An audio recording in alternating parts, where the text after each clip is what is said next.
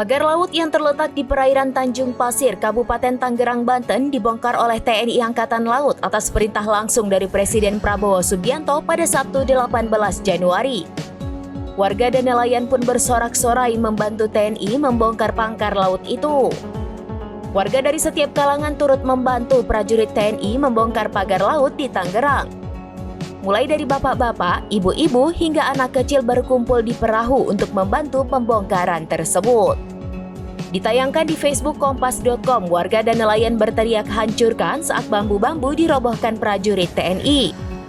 Meski begitu, pembongkaran dilaporkan mengalami sedikit kesulitan. Pasalnya, bambu-bambu pagar laut itu diikat dengan kuat sehingga tidak bisa langsung roboh dengan sekali penarikan.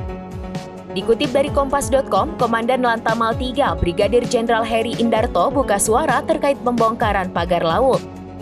Ia mengatakan 600 prajurit TNI Angkatan Laut dikerahkan hingga melibatkan warga. Heri menyatakan pembongkaran berangkat dari keluhan nelayan mengenai pemagaran laut yang mengganggu akses mereka saat mencari tangkapan.